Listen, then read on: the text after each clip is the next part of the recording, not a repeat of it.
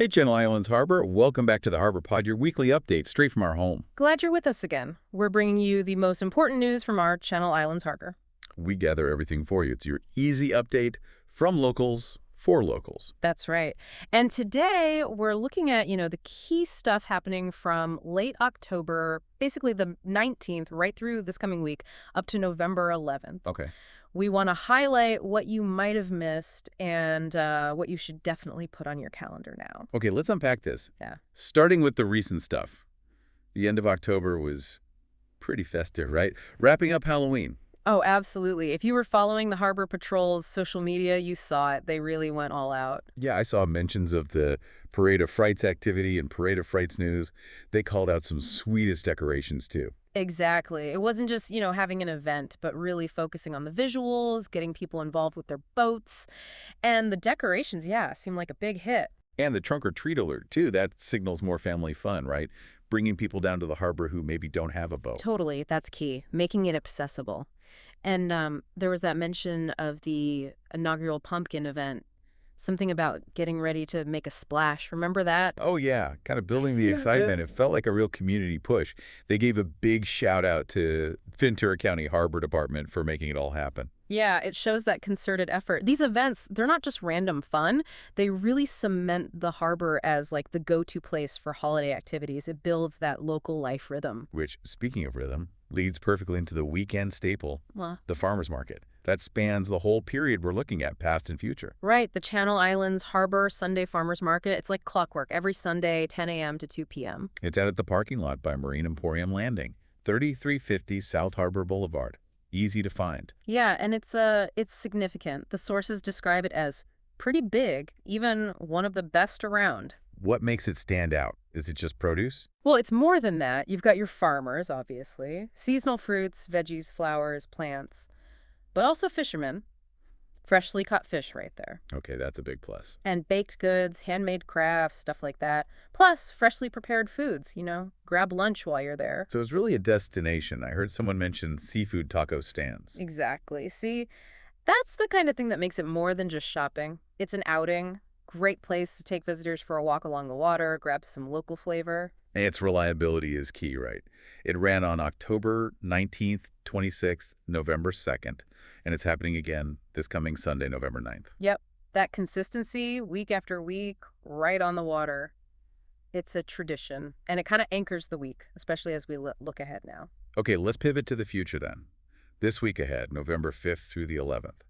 What's specifically locked in on the calendar? This is where it gets interesting, seeing the transition. Right. So today, Wednesday the 5th, nothing specific listed right in the harbor itself in the sources we saw, but things pick up tomorrow. Thursday, November 6th. Yeah, you've got the first Thursdays, food trucks, always popular. Yeah. And while it's not at the harbor, the downtown Oxnard Certified Farmers Market is also running. Important local activity, Good point. Connects the wider community. Then Sunday. Sunday the 9th, it's the farmers market again. Consistent anchor, 10 a.m. to 2 p.m., Marine Emporium Landing. Okay. Monday the 10th. Anything. Doesn't look like it from the materials we reviewed. Seems quiet. But then Tuesday the 11th is Veterans Day. Right, and that's a significant day. What's happening? Two key things happening on the 11th. First, there's the Veterans Day ceremony, really important community observance. Absolutely. And second, happening concurrently or right alongside, is the holiday market kicking off at Zachari Dunes. Okay. So a solemn ceremony and the start of the holiday shopping season, basically side by side. Pretty much. It's quite a mix for one day. You've got that important civic remembrance, and then boom, holiday commerce. It's an interesting blend. Yeah, that's a busy week, especially wrapping up on the 11th. Dining, local produce, ceremony, and shopping. It covers a lot of ground. It does, but, beyond these specific calendar dates, there's the ongoing life of the harbor, especially getting out on the water. That doesn't stop for the season change. Good point. The harbor's fundamentally a gateway, right? So what's happening on the water now in early November? Well, kayaking and paddling are big. The sources actually call the harbor ideal for newbie kayakers. Why is that? Because the water's inside the harbor, the canals, they're calm, quiet.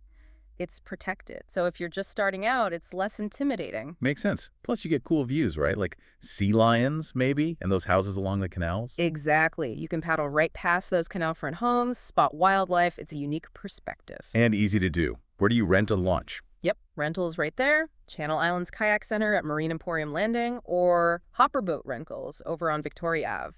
Or, if you have your own kayak or paddleboard, you can use the Ventura County Day Dock near the boat ramp or launch from Hobie Beach. Pretty accessible. So that's the close-in stuff. What about heading out further to the islands or whale watching?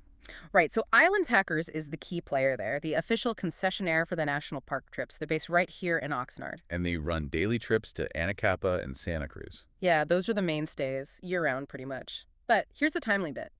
The trips to the outer islands, Santa Rosa, San Miguel, Santa Barbara, those typically run from spring through November. Wait, so this is November. Does that mean now is basically the last chance for those trips this year? Seems like it. The sources suggest this is the final stretch for those specific outer island excursions before winter schedules kick in, or maybe weather becomes a factor. So if that's on your list, now's the time to look into it. That's a really important heads up. Good insight. And what about whales? Is it whale season yet? We're getting close. Channel Islands whale watching a dedicated tours usually start in December for the gray whale migration. Okay.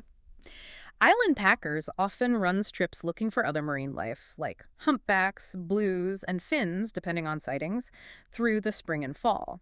So, even though the big gray whale season isn't quite here, early November can still be a really good time for spotting marine mammals out in the channel. The activity is definitely still happening. So the harbor is buzzing.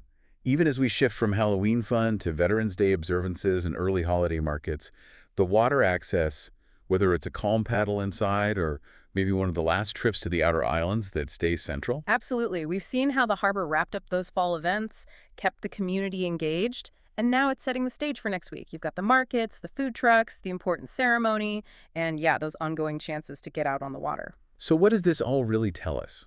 It feels like the local calendar, even outside of the huge holidays, is carefully planned. Late October showed strong community spirit, and the activities are rolling right into mid-November without missing a beat. Right. It shows a strategy, doesn't it? Using consistent events like the market, timely ones like the Veterans Day ceremony, and seasonal opportunities like those island trips to keep the harbor relevant and active. Yeah. Which, makes you think. We're seeing this smooth transition now, using the end of fall excursions and the Veterans Day events to lead into holiday markets. How does participating in these regular things, the market visits, maybe a quick paddle, how does that sort of prime the pump, get people ready for the really big holiday events that are just around the corner, like those Seabird Holiday Lights Harbor tours in December that were mentioned? It's an interesting strategic flow, something to maybe chew on until next time.